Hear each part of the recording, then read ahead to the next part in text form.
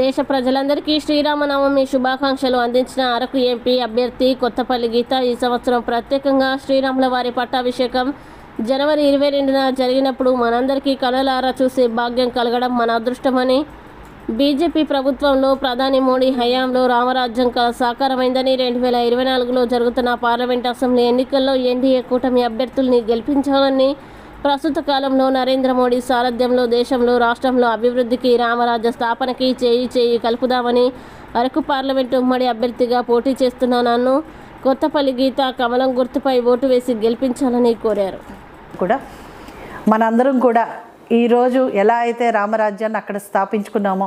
ఇక్కడ మన రాష్ట్రంలోనూ మన దేశంలోనూ కూడా మన నరేంద్ర మోదీ గారి లీడర్షిప్లో మనం అందరం కూడా రామరాజ్యం సాధించుకోవడానికి మనం అందరం కూడా చేయి కలుపుదాము. ఈరోజు మనం ఉన్న పరిస్థితుల్లో మనం అందరం కూడా ఆలోచించి మనం అందరం కూడా దేశవ్యాప్తంగా అలాగే రాష్ట్ర వ్యాప్తంగా కూడా కూటమి అభ్యర్థులు ఎవరెవరైతే ఉన్నారో, అలాగే బీజేపీ నుంచి పోటీ చేస్తున్న అరకు పార్లమెంట్లో పోటీ చేస్తున్న నాకు కూడా మీ అమూల్యమైన ఓటును వేసి మీరందరూ కూడా నన్ను ఆశీర్వదించాలని, మనం అందరం కూడా